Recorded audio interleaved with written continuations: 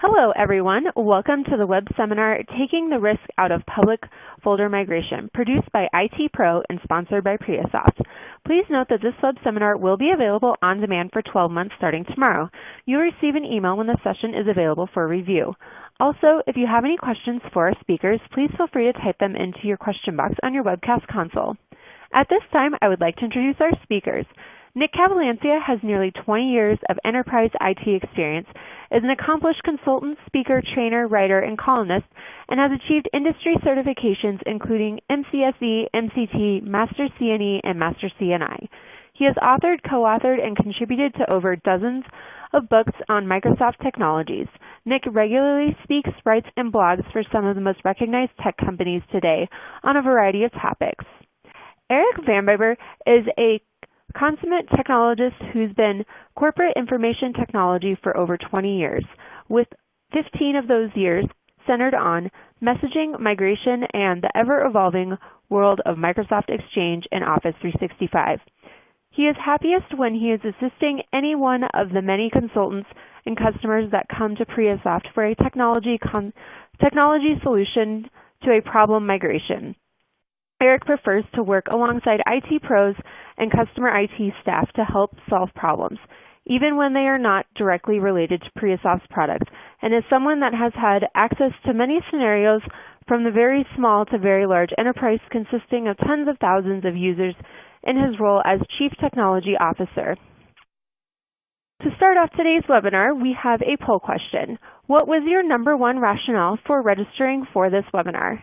My business is migrating within 3 to 6 months. My business is migrating within the next year. My business is migrating now. My business is migrating now, and we have public folders. I had nothing better to do and liked the prize offered for attending.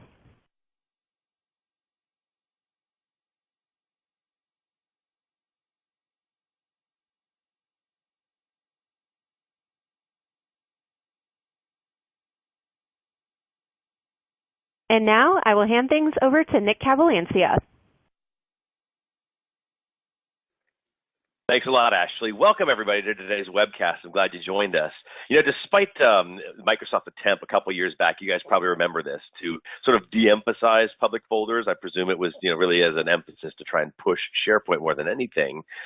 Public folders have remained still, and I know this because you guys are on the webcast today. It's remained a staple in many organizations. It's a productive way you can store, you can access, you can share information, and so as organizations like yours go through a digital transformation, you're trying to figure out how to move to online, anytime, anywhere kinds of services, move to the latest versions of operating systems and applications and so on. It also includes kind of the shift from older versions of Exchange to either, for some of you, maybe on-premises Exchange 2016 or Exchange Online within Office 365. And so the need to both move that data exists while still providing access to it. It's an equally critical part of any email migration. So I think that's part of the reason why you're really here today. And so the question kind of becomes, what risks exist in that migration, and then how are you supposed to migrate it and mitigate those risks? So in today's webcast, I'm joined by Eric Van Bibber from Priasoft, and he and I are going to discuss some of the risk sources and some of the ways to mitigate risk and how to plan a smooth public folder migration. So let me start by Eric. Welcome to today's webcast. I'm glad you joined me. Yeah, thanks. Appreciate it, and got some good information to deliver. So look forward to it. I think so. So for you guys in the audience, a lot of webcasts are just simply sit back and listen. Today's webcast is kind of like that's a little bit different. This is where there's not a tremendous amount of slides. I think there's 5 or 6 slides total in the entire presentation. This is more about a discussion that Eric and I are going to have. The slides will be used as kind of visual cues of what we're talking about. But if you don't see the slides moving very quickly, don't worry like something's wrong on your end. You're doing just fine. We're just trying to use them as kind of a visual cue of where we're at in the conversation. So why don't we go ahead and jump in by starting with just simply, is there risk in the migration itself? Now, for a lot of organizations, I kind of talked about this in my opening statement, public folders, oh, I've got this actually out of order here. I'll tell you what, I'm going to go ahead and click through these. Sorry about that, everybody. I've got these out of order here. But for a lot of organizations here, at the very top bullet here, the public folders are more than just, let's say, a repository of email that you want to put up in a folder somewhere that lots of people can access. Instead, it's actually a repository that represents a lot of critical information. Maybe it's reference data. Maybe you're utilizing some custom forms still if you come from way back in those days in Exchange. I know that I do. And so having that data up there, it's actually kind of critical to some parts of the business. And so just the mere fact that it's important to you helps actually create some risk, unfortunately, because you want to make sure that data gets moved across properly. And so you can see in the second bullet, maybe some critical data sets. Public folders certainly can contain a lot of information. I think there was a survey done a couple years back, and I'm trying to think of the particular analyst firm, but it was something like 85%, it was some high percentage number of all intellectual property can be found in email. And so you can end up having some of that find its way and permeate into public folders as well. Kind of keep that in mind as you're going through here. And even though you're thinking about things like PowerShell, we're going to talk a little bit about PowerShell and its use as a tool to perform the migration, and PowerShell can certainly be helpful. As you're going to see when we kind of dig into it and kind of expose this, this is going to be like the bloomin' onion, the Outback Steakhouse webcast. If you were going to keep peeling the onion away and get a little deeper every time with every slide just about, you're going to find that it can also be your enemy. While it provides a lot of functionality that we'll talk about, it also kind of corners you into doing things a very specific way, which may or may not actually meet your needs. So the place that I want to start then really, so we can kind of start a discussion, Eric, is to talk about the sources of public folder migration risk. And I've got a number of them here. I think I've got 6 or 7 of them here. And it all really has to do with the details that make up the migration. So as you guys in the audience are thinking about your migration, there's a lot of various details of things. It's not just a question of go get that folder, move it to that new server. It can be for some of you, but I'm guessing if you're on this webcast, that's not your environment. It's not like we have a public folder with 5 messages. It doesn't work like that. And so if you look at the details, and again, we start peeling that onion away a little bit, the first one is just the data. We're going to talk a little bit about today about issues around how much data is being moved. This could be, gigabytes, maybe even terabytes of data that you've got, historical information. You might be using public folders as an archive, which you shouldn't be, but you might be. Things like that, the data and what data is being moved. If you have multiple public folder stores, multiple public folder trees, specific folders that need to be moved at certain times. I mean, it really just kind of varies and changes. It's not a question of everybody does the exact same public folder migration. It can differ between each of your organizations. The permissions that need to be translated. There's some translation of permissions that exist, for example, from 2010 to 2016. If you have mail-enabled public folders, try to make sure that those settings come across. It's not just about the mail or the messages that are inside the public folders. It's as much about the settings for the public folders themselves and bringing those across. Ensuring data fidelity. Now, for most of you, like I said, you should be using public folders in an archive, but in a lot of cases when you're talking about data being moved from one system to another, particularly if it is critical to your organization, fidelity of the data, making sure that it does not get corrupted, adulterated, and anything, it stays exactly the same as it was before, is obviously important. You don't want anything to be corrupt. So there's that one. And then there's also some limitations, and we're going to talk a little bit about these today, where certain limitations that might have existed, let's say, in 2010 are different in 2016. As you're moving, you need to be aware of those limitations and those different changes there. And then there is a source of risk around user productivity, and we're going to talk about that and have a slide dedicated just to the issue of user productivity and how do you make sure that you maintain that. And then a risk that really just kind of exists is the fact that the process that you're going to choose to take, and we're going to cover a couple of options for you today, is which process you take has its own risks just because of the way that the process works, has its own limitations, its own capabilities, and so on. So we're going to talk a little bit about this. So Eric, I've given this sort of some high-level sources of risk here, I think. I haven't gotten really too much in the weeds yet, and I've done that on purpose because I really want to do that as part of our conversation. So let me actually start by asking you, maybe if you dig into some of the technical details. You've been doing this for, I know it's, I think Ashley mentioned, like over 20 years you've been in this space doing this. Can you maybe dig into some of the technical details where you've seen some issues during a public folder migration?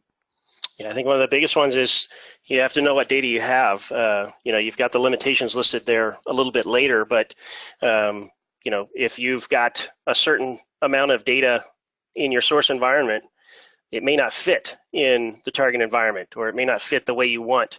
And so some good understanding of what you have, maybe even some of the aging to determine if you can trim off some of the old stuff before you move forward. I mean, it's one thing to just move the data, but you want it to be usable and accessible.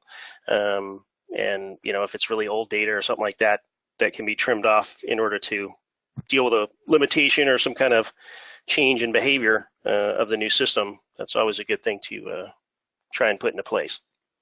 Yeah, I always find that in this case, it's about the data because you're trying to figure out what it is you're moving. I always find with most migrations, the detail of having visibility into what am I actually moving. It's akin to, like, a migration is akin to like going on vacation. You'll just get in the car and start driving. You kind of want to figure out how long will it take us to get there? How much gas do I need to have? You have to have visibility into the overall, what's the whole thing really going to look like before you start. So I agree wholeheartedly. I think that knowing what it is you're trying to move in the first place as it pertains to the data, and then even some of these other issues, the permissions that are assigned to them, if they're mail-enabled or not, things like that. Are they critical enough where data fidelity, or, I mean, things like chain of custody is more like an archive conversation, but even if that came into place because they were using it as an archive, I mean, it's kind of, I mean, I'm expanding what you're saying, but that's we're on the same page, I think. Did you agree? And I think, too, you've got, depending on the environment, I've seen cases where you have the archive, like you're talking about, but I've seen plenty of other cases where the biggest use of public folders is shared calendars.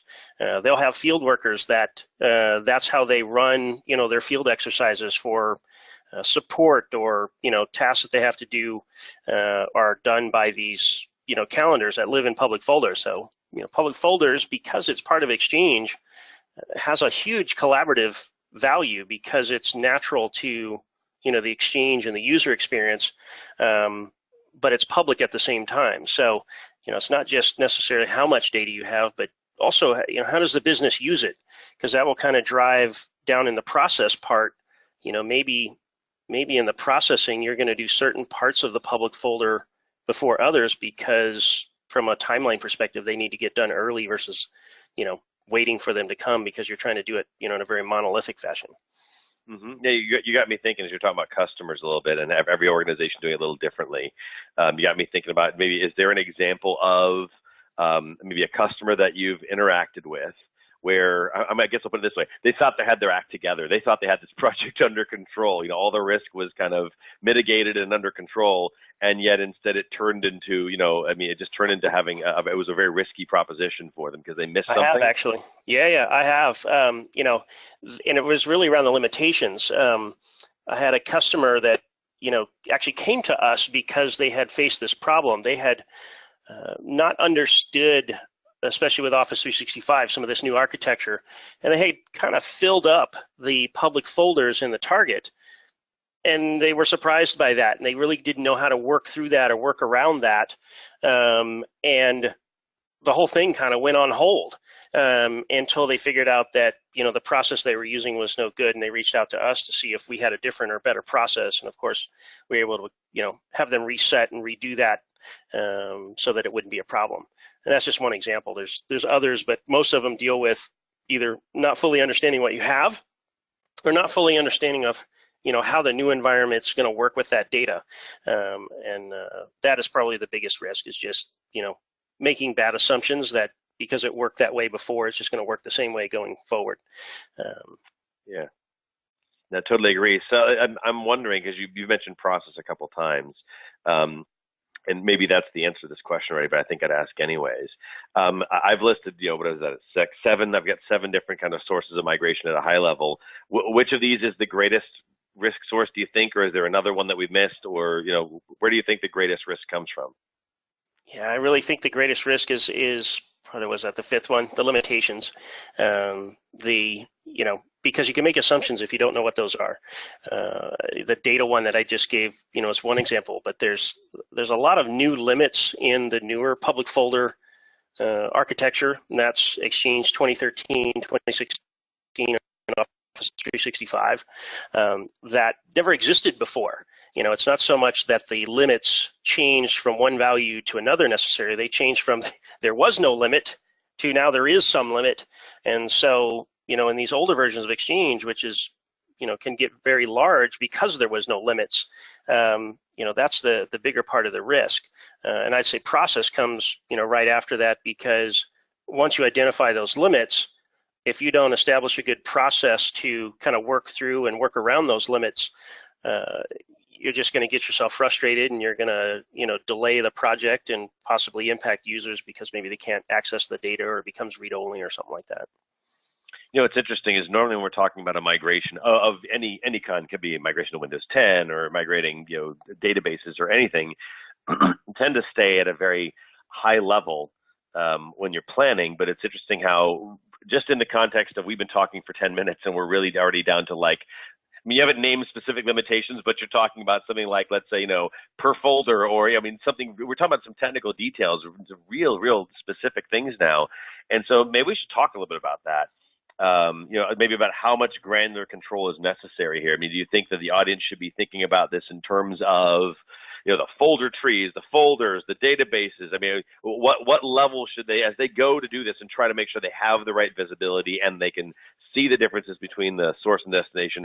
Kind of what level should they be thinking about as they start approaching their migration? Yeah, they should think down, probably down to the item level. There are limits down to the item level in Exchange and Office 365 now. For example, in Office 365, for a lot of new tenants, the default item size limit is 25 megabytes. So, if you've got large PDFs, or you're an architectural firm that's got huge wireframe documents, at the very beginning, you're not going to be able to sync those because they won't fit within the boundaries of, what Microsoft has set up for you. And that's just a default limit. You can move that limit up, but then there's a maximum limit of 150 megs that once you get there, you just can't go any further. You also have limits on individual folders, structure limits. There's quite a few of those. So in the thinking part of this, when you're trying to analyze and design, how you're going to get from A to B, again, going back to knowing what you have is important, but then you have to know how does that line up with the limitations. And in being able to focus in on that, at least by a folder level, helps you meet up with certain business processes. If you have to migrate a large public folder system atomically, it might be days or hours or weeks before the data that users need actually gets migrated. So if you don't have a process or a set of tools that lets you, at least work by folder level, you can get yourself in a bit of a sticky situation with user expectation that is not really overcome, just by trying to make things go faster or something like that. Yeah, I totally get it. And hopefully the people in the audience by now are going, holy crap, there's a lot more to this than I thought. Yeah, there is. That's the reason why we're talking about this. So let's talk a little bit about mitigating some of these risks. And I've got 5 ways, excuse me, that I think for you guys in the audience will help you mitigate some of the risk. And some of this is sort of no duh, Nick, I know that. But I want to make sure we cover it. My goal always with these webcasts for you guys in the audience is not to tell you, okay, the way that you do it is by, paint every public folder blue and everybody will be happy. It doesn't work that way. You can't just tell everybody, do it this one exact way, because it doesn't work for every single member of the audience. So I try to make sure that when we're focused on how to solve these problems, I'm trying to elevate your thinking for you guys in the audience. So you can elevate how you approach this problem so that when you walk away, your gears are spinning. You're thinking about how you're going to apply everything we've said to your environment. That's what I'm trying to do here. So I've got 5 kind of high-level ways here. And Eric, I'd love to talk about this a little bit more. The first one is just thinking about how do you have control over the process. Now, I'm going to talk about how to do this with PowerShell in another slide or so, or maybe it's 2 slides from now. But having control over the process, but control probably down, I don't have, one of my items that's not in here is granularity. This maybe should say granular control. And I think if you go back to Eric, what you just said earlier in the last slide, having control over very specific, down to almost the item level, that level of control is what's going to help you mitigate risk for you guys in the audience when you're thinking about, Eric, to use your example, you don't want to start migrating and then you're waiting 3 days until the data people needed 3 days ago is finally available in public folders. You want to figure out, how do I control that at a very granular level? Having visibility into the process itself, that part of that comes through trying to break this into pieces, because then you can tell, instead of, again, everything's copying, we're just waiting for it to get done. When it's done, we'll let you know, and then you can get to your stuff. That's not visibility. Visibility is, let me move this one public folder structure, or maybe there's this one public folder, and moving that over and knowing that that's complete, that's at least going in the direction of good visibility. Well, Nick, there's certainly not, go ahead, Eric, please. Visibility is also forecasting, right? Of good being point, able to say, I see what's going on, and, based off of what I've seen over the past few minutes or a couple of hours, you have that ability to, handle user expectation by saying, hey, it's still going, but based on how it's doing, it should be done in another couple hours or something like that. In my experience, controlling the perception of users determines success. And the more that you can be proactive in, helping users understand what's going on, obviously the better. So visibility is not just seeing what's going on right now, but, taking that information and being able to forecast on it. Good point. I think also, as I'm thinking about you pointing out other ways that visibility helps, another one that comes to mind is just having the visibility to know that some things didn't get migrated, and having a detailed level understanding of, if I have 1,000 messages up in public folders and messages 4 and 5, or maybe they're calendar entries, to use your earlier example of one of your customers, and calendar entries 4 and 5 didn't get migrated, we need to know what those are so we can figure out how to rectify that problem. I have up here speed as my third one. Certainly you guys want to make sure this is fast. No one wants to do 48-hour straight type of migrations. I've done plenty of those in my career. I don't wish to do that ever again. I know you don't either. So it's certainly helpful, and probably part of the being able to break this down into parts and having control over it is going to help you speed up the process, because you can then sort of triage what has to be up and running like really fast and immediately so people can be productive, what could wait till the weekend and no one cares. I mean, that kind of thing, you get yourself some speed. But then tied with that is, and I think this is the other side of the coin, is accuracy. No one wants to sacrifice accuracy for speed. You want to make sure that you get all the data over there. I mentioned data fidelity on a previous slide.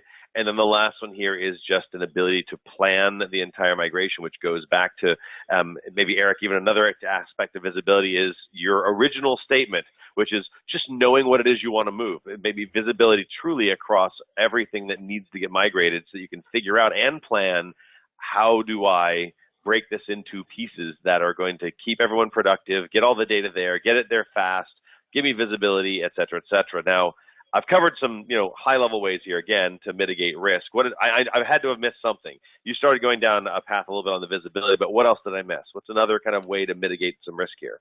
I think the other one is, a big part of the risk goes back to perception. You need to, there may be things in public folders that just have no resolution. You're not going to get Microsoft to change the limit, and you're not going to get the users to change the size of the data they have, as already exists. You may actually have to go into contingency plans where you have a ready response when those things occur, or you're proactive to control that perception early on so that it doesn't come back in a reactive way of, oh, you guys didn't plan properly, or, we didn't expect that. So, there's a cascade of, bad press about, how the project's moving. And I think the more that, you can control that perception and expectation, can actually influence the positive sides of all of the risk of all the pieces you have up there.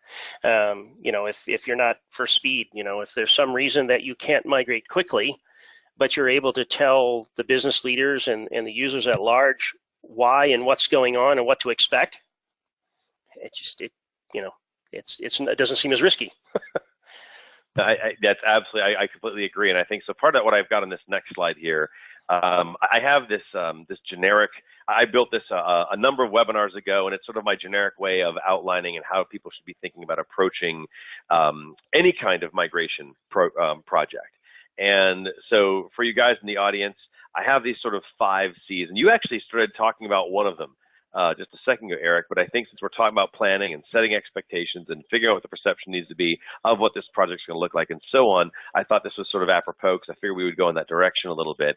And so for you guys in the audience, I've got a couple of sort of C words here that represent all the things you need to be doing as part of a migration. And I've put them into 3 categories, sort of pre-migration, migration, and post-migration. Some of them are going to kind of topple over into another section. I'm just trying to give you an idea of where each types of step as far as the migration goes needs to be. And the first one is just the issue around consistency. You're trying to figure out, this is all done pre-migration in that planning, Eric, that you just talked about a lot, and I mentioned a little bit here.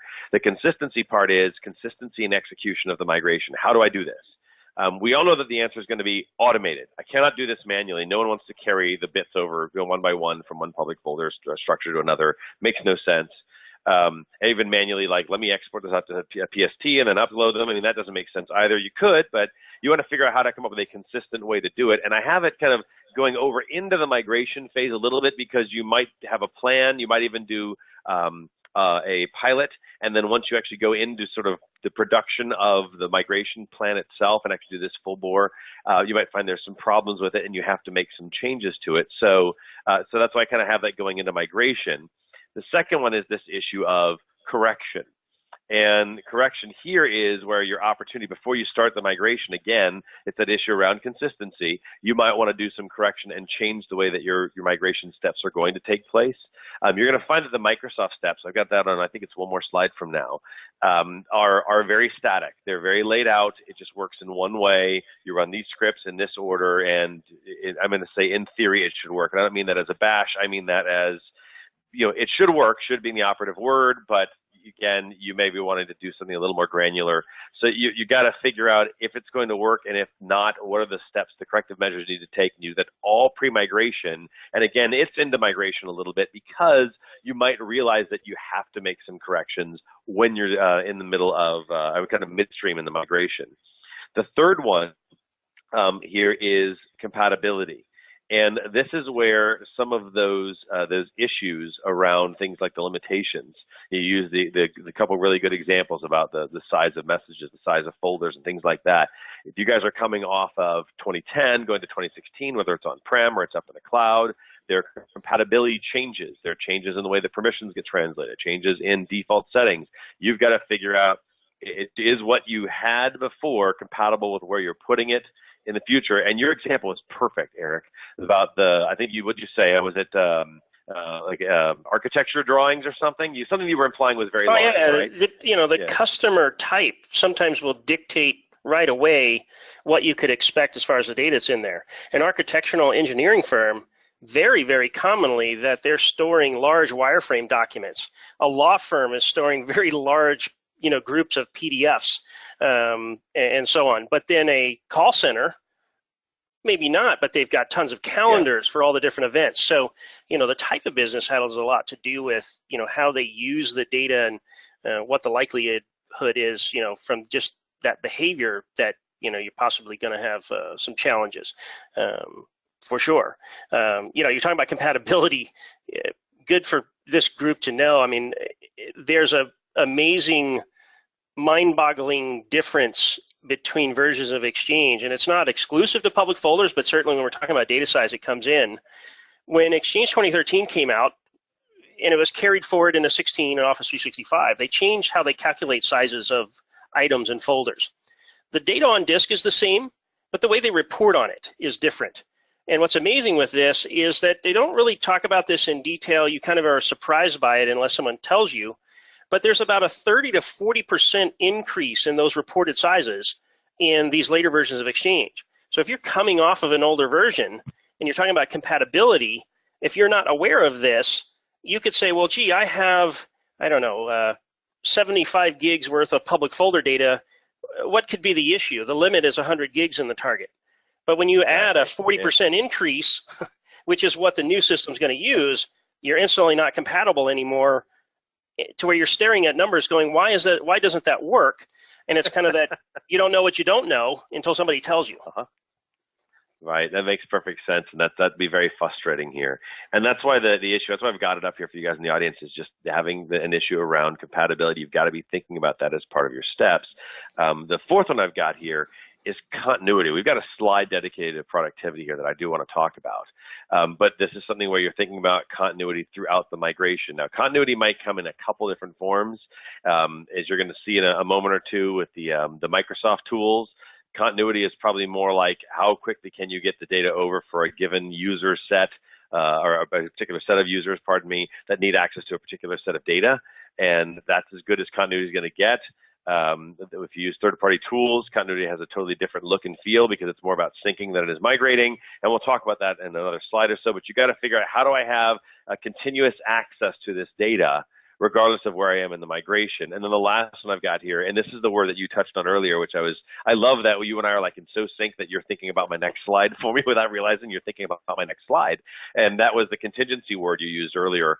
And that's just, even though you've planned for everything, maybe there's that one setting that you didn't realize changed in 2013 and you're moving to 2016, so it's carried on. And so now, crap, we got to fix that. And maybe that's mid-migration. Maybe it's post-migration. Maybe it's something that even after the migration is finished with, nobody realized until you got there that, to use your point, Eric, your example of the 75 gigs that should be fine, and they think they have 100 gigs left, and they don't realize until they get there, I can't add anything new to that folder. What's wrong? And we're done with the migration. We're already there. We got everybody in, and everything did move because maybe you got just under the wire, but then beyond that, too bad. And so now you got to figure out what else you're going to do. So, Eric, I'm thinking about, I've got these 5 C's here. And if we try to apply this specifically to public folder migrations, I'm thinking that, just from your own experience, there's something here I missed. So what's missing, or maybe what needs to be better highlighted from your standpoint? Sure. I mean, as I look at this, the way it looks to me, it looks like a timeline to me, kind of. You've got pre-migration, you got migration, you got post-migration. And so, these kinds of projects always run with a timeline. And I think the piece that's missing here that should always be thought about is, is there a structured timeline? Is there on the far right, is there an end date that absolutely cannot be missed? I run into plenty of cases where a customer is exiting a hosted system, and on October 31st, if they're not off that system, they get charged this ridiculous per month rate to maintain the data.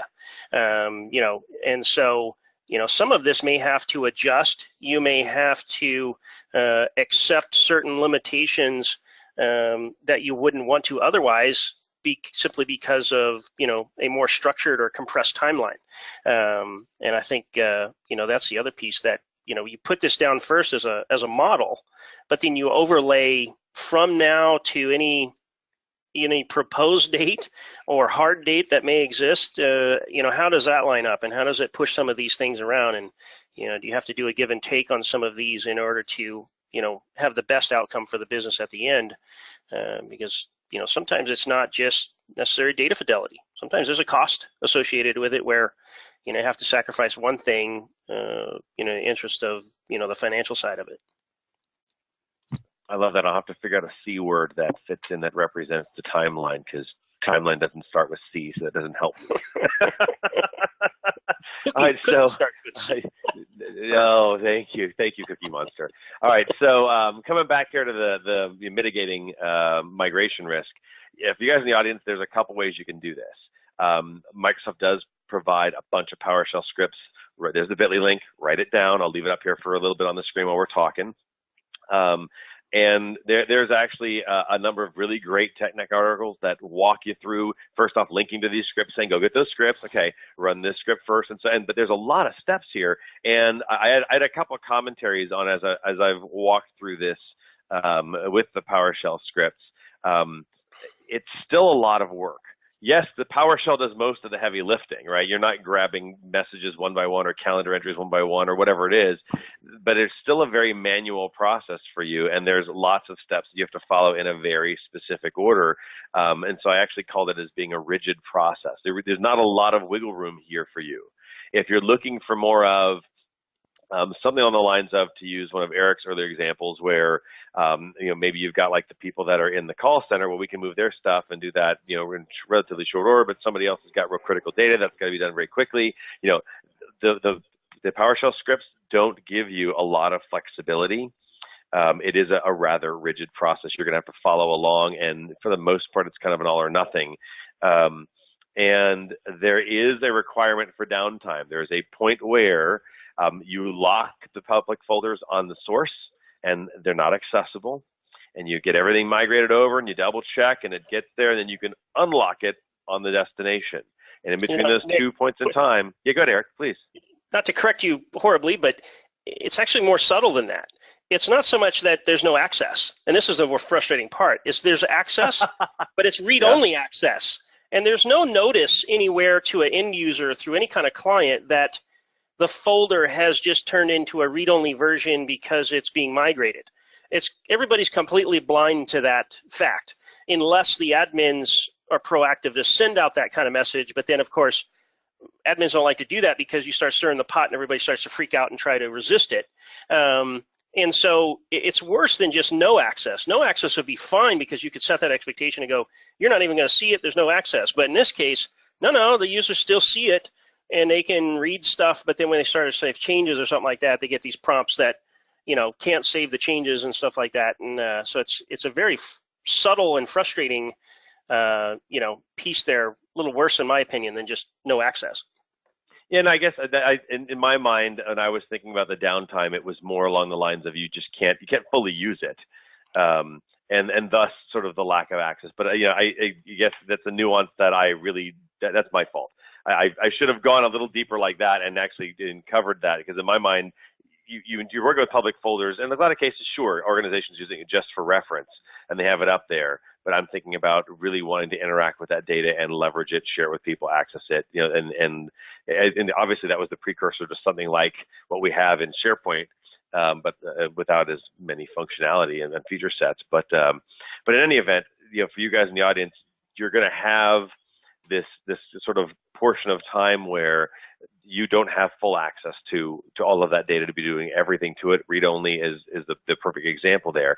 And then the other part that you have as an option here is simply to use third-party solutions. And so, Eric, what I want to do is this. We know that this conversation is largely vendor neutral. So what I'd like you to do is this. I'm going to ask you to kind of put you on the spot here. Take your Priasoft hat off, as it were, and for a moment, but would you still cover for the audience, because you're seeing beyond what can be done with just the scripts, and that's where I'm kind of going with this. And I'm wondering if you'd cover for the audience what they can actually truly do with the scripts and what they should expect that they really can't do with those scripts, and where they're going to need to go beyond that. Would you do that for me? Yeah, no problem. So, moving the data around, that can be done in all kinds of different ways. So the data is the easy part. Picking up some items from one folder and depositing them in another. You mentioned it earlier, you could possibly do that PSTs, you could drag them to the desktop. There's lots of different ways to deal with the data. But if it was just the data we were interested in, I don't think we'd need migration tools because everybody could just kind of do it themselves. The value of Exchange that has grown over the years is the collaborative stuff. The fact that I can control permissions on folders, I can mail enable them, the metadata about folders. All that stuff is what adds to some of that complexity.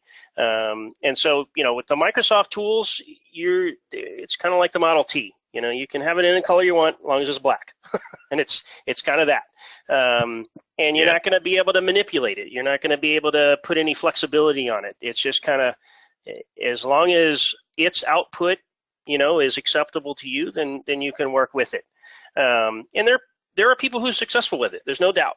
Most of the people that are successful with this have smaller implementations, maybe a few gigs of data and maybe up to 100 folders or something like that. And maybe also where public folders are not a prime business aspect. They're just kind of there and they say, we don't think we can just leave it behind. Maybe they have some regulation to retain the data and they can't just leave it behind. So you have, some of that to where, you maybe just stick with the scripts on some of that. But if it's a very interactive environment, there's lots of activity on it. There's different types of information like calendars and contacts and stuff like that. The data will come over. But then it's, like you talked about with access, the permissions piece is not typically something that's brought across. The mail-enabled settings are not typically brought across. Or if they are, they're static values that don't work properly because there's other parts in the environment that are necessary, at the same time. And then the limits piece, back to the limits piece, the Microsoft tooling doesn't do any examination of the limits to determine if there's going to be a problem before you start. So if you haven't already looked at that, you're going to run these scripts and they're just going to run until they hit a problem, and then you're just going to hit a complete block, probably with some cryptic message that says couldn't do it, and you're going to have to go chase the blogs and whatever you can do to solve that problem yourself, and then kind of move forward from there. So you had kind of both sides of that. No, that's good. I appreciate that. So let's do this then. We've talked a little bit about, I mean, even just in this whole issue of having only read-only access and having to maybe probably try and break migrations into different parts to make sure users are very productive. I want to at least put one slide in here about making sure that there is full access, full productivity for users, what I'm calling mid-migration. Basically, it goes down to that issue of continuity that I had in my previous slide. Okay. And so for you guys in the audience, you know, if you think about the ability to fully access a public folder, beyond read-only, I mean, to truly be able to do everything they can normally do with a public folder, if that equates to user productivity for your organization, then this might be an issue. You used an example, Eric, early on about you know, someone, let's say, sharing calendars. Maybe there's techs in the field for a company and they've got their schedules there, and people are having to create schedules for technicians. They know what address they're going to next and so on. If that's the case, you can't have read-only access for any duration of time. It doesn't work, and that part of the business just doesn't function. And so for you guys in the audience, I think one of the differences here, and you mentioned this word synchronized early on, I caught on to that real quick, probably about 10 minutes into our webcast today. And you talked about synchronized. And I want you guys in the audience to be thinking about, if you go with Microsoft solutions, it's more about just migrating the data. It's taking the data from point A to point B, and it's in one motion. There, you're done. Third-party solutions, it's more of a synchronization type model in many cases, certainly in the case with Eric and Priasoft, where instead of moving it once, you're thinking about making sure that it's available in both environments, and then that way it isn't a all or nothing, let me shut it off so that people can't do anything with it as far as a read-write type of capability for a period of time, and then they can turn it back on when I'm done. Instead, you have access. It's a far more seamless experience. And it's just really isn't entirely feasible with PowerShell. And so I'm thinking about that the term I wrote up there at the top, mid-migration, which is kind of a weird one, I think, actually. But Eric, you know, would you give the audience, if they haven't done a public folder migration, how long have you seen public folder migrations actually take, so they can kind of get a sense of, gee, I really need to be thinking about this, you know, this issue of continuity?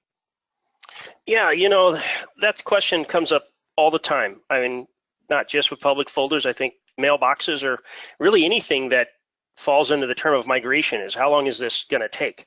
And in all of those cases, the duration is not so much driven by the size of the data, but how many repetitive actions do you have to take, right? So it's really item count that drives this. So, you know, you could have two folders that are the same size with dramatically different item counts. A larger item count is going to take longer to process. So I want to be careful not to give any, you know, bad expectations of, you know, I spit out some numbers and somebody goes, oh, I have that exact number and it should take me, you know, a certain amount of time. You know, testing is certainly important, and you know, with a synchronization model, because you can put that in potentially early, you can get some forecasting, because you can kind of see, you know, how the synchronization is performing maybe on a smaller branch, and then that can forecast you across, you know, well, gosh, I know I have this much data across the whole and I should be done by, you know, such and such time. But then I think the other part from, you know, what have I seen? I've seen plenty of customers in the 100 to 200 gig range do that, you know, in a few days, sometimes within a weekend process. But I've had customers where they've got, you know, close to a terabyte of data, and it's taken, you know, a week or more to do that. And that's with products that I'm familiar with. The Microsoft processing is going to be slower than other things. You know, their focus is more of a, you asked us to give you a tool that could do X, and it does X, and that's about all it does. So it doesn't necessarily have the scaling to, you know, address speed, as we talked about on the previous slide. And so it'll depend. And if you want to try and do any kind of forecasting yourself, the very first thing to do for yourself is to get some sense of an item count out of either the entire public folder system or a subtree. And PowerShell does come to play and make some of that easy for some of that data collection of how many times do I have to do the same thing over and over? And then compare that to your various options of, how is that executed?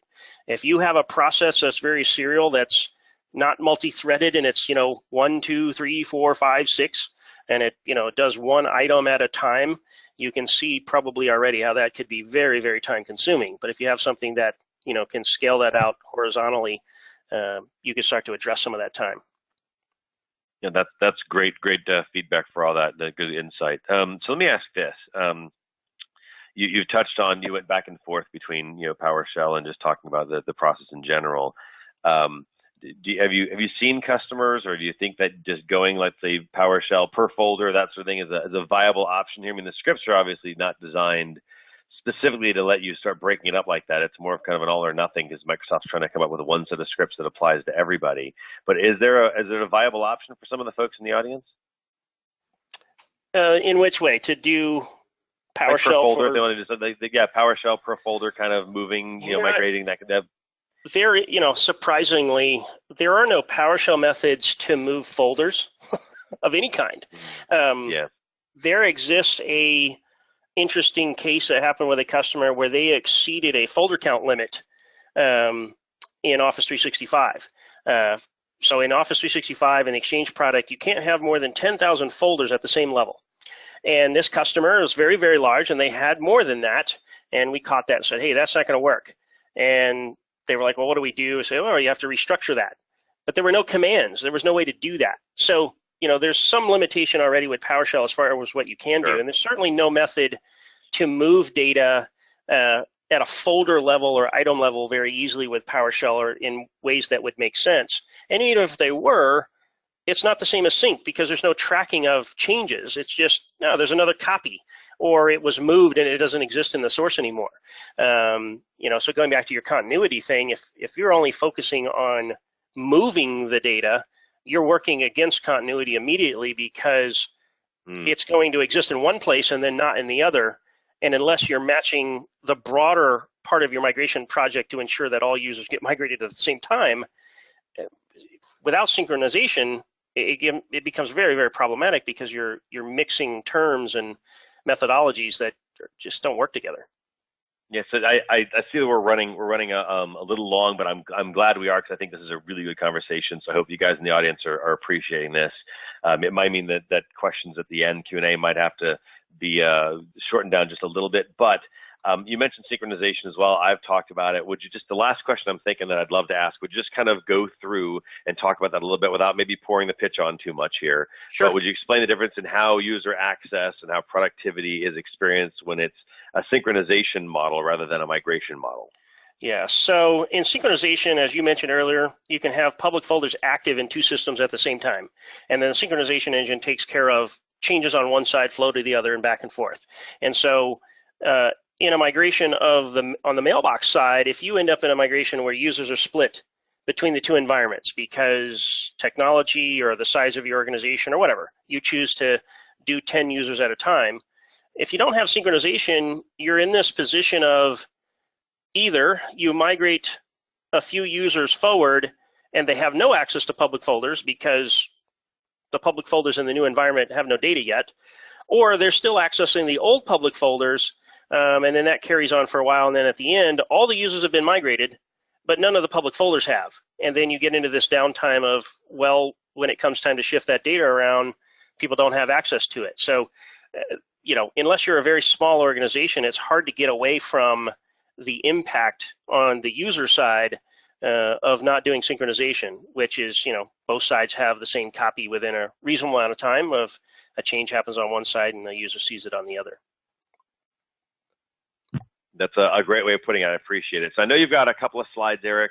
Let me go ahead and just kind of sum this up for you guys in the audience, just really at a high level, and then I'm going to hand things over to Eric, and he's got a couple of slides. And if you guys have questions, make sure you put those in the Q&A box, and Ashley will be kind of reading those off here at the end.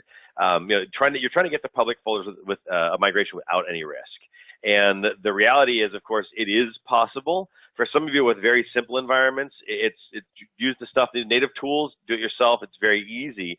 It does require, for most of you, if you've got gigabytes, maybe even terabyte of data up in public folders, it's going to require a couple things. It's going to require some planning.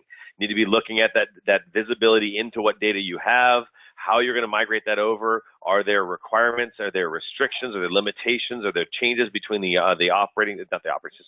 application versions of Exchange that you're using, that sort of thing? And you've got to plan this whole thing out. It's not as simple as just run the script and go, because you're going to end up with something that you're not exactly certain what it's going to look like on the other end.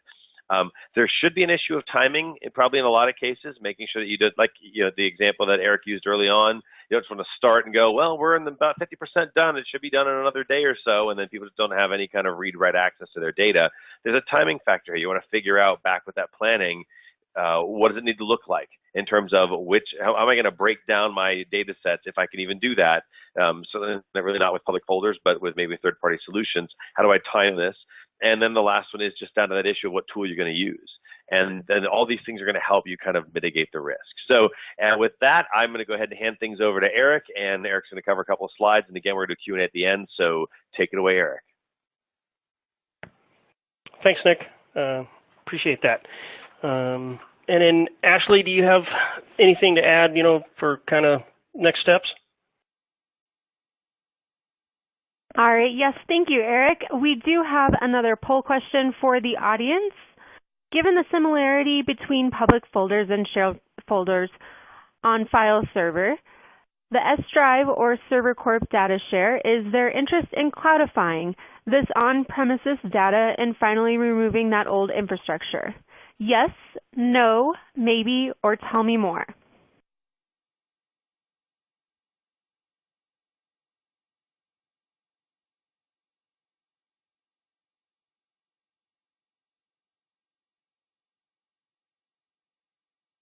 All right, and we will go ahead and move on to Q&A. As a reminder, Priasoft will send you the results from the poll questions in their thank you email. It looks like we already have a few questions, so let's go ahead and jump right in. First question. If you move to Office 365, will you have the same problem? Yeah, and I think that's related to Thomas's previous question. So it was related to the limits that exist in the newer Exchange product in Office 365. What I can say is it's possible. I mean, if you have contacts with very large attachments and those things exceed the configured limits, yeah, there'll be a problem migrating them or syncing them, regardless of the tools you use. So definitely going back to that, know what you have a little bit, do some validation and check those things out. You may have to put those in some other repository other than public folders if it's in some limits that you can't control.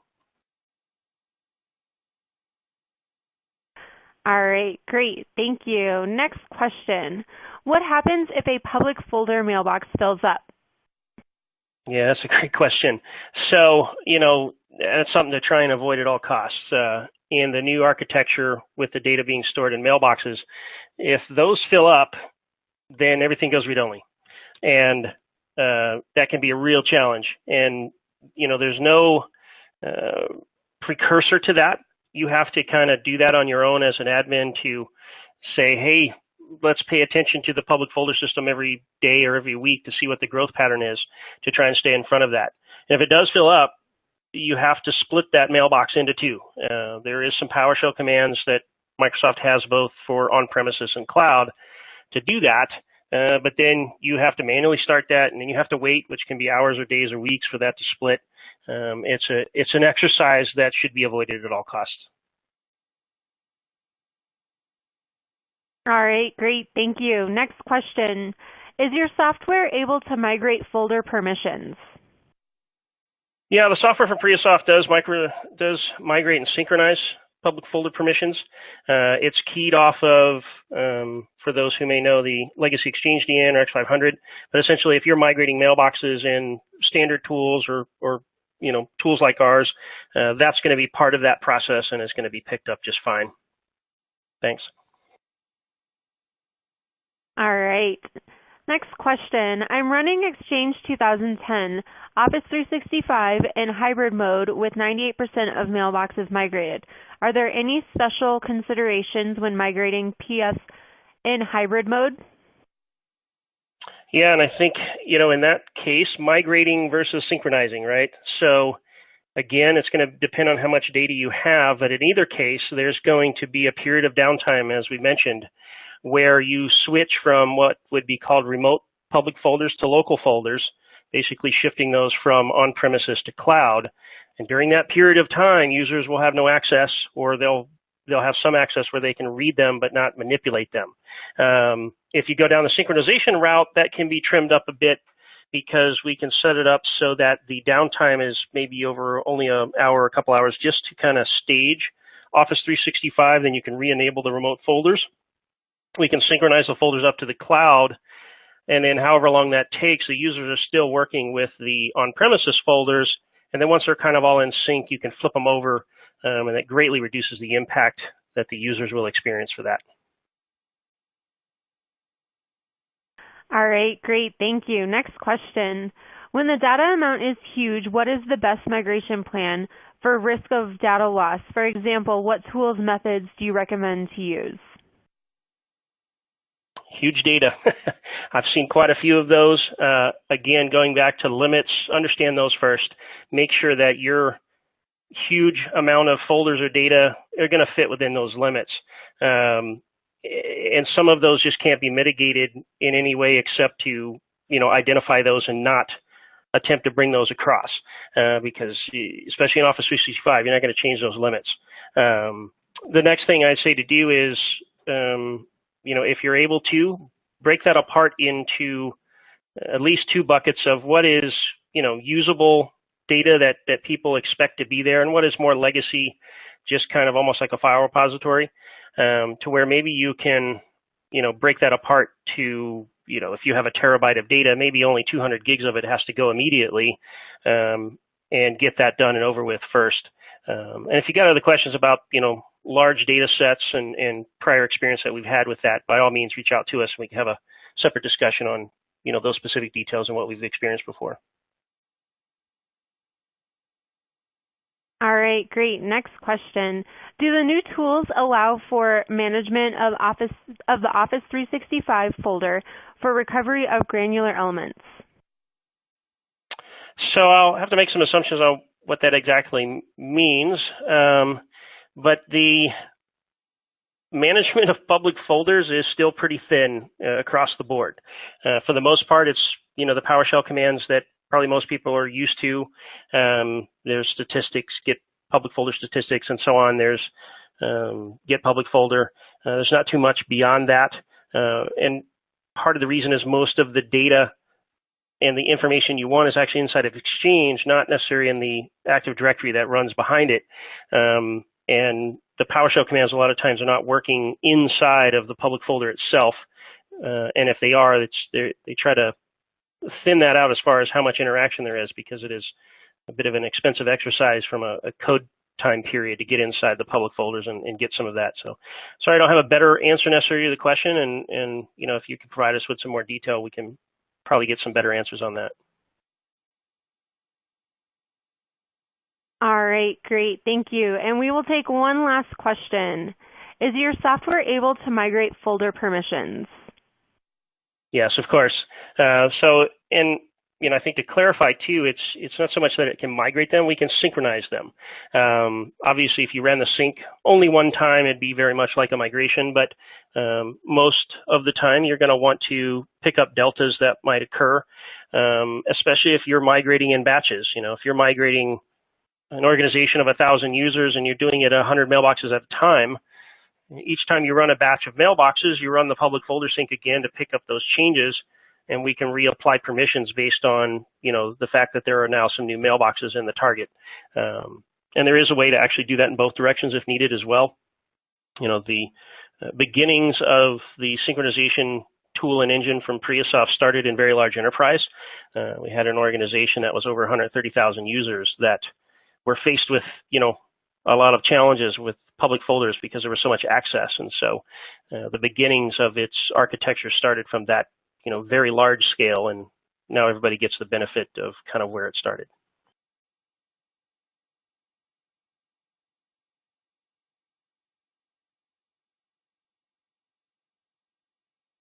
And Eric, we'll go back to you for a call to action. Great.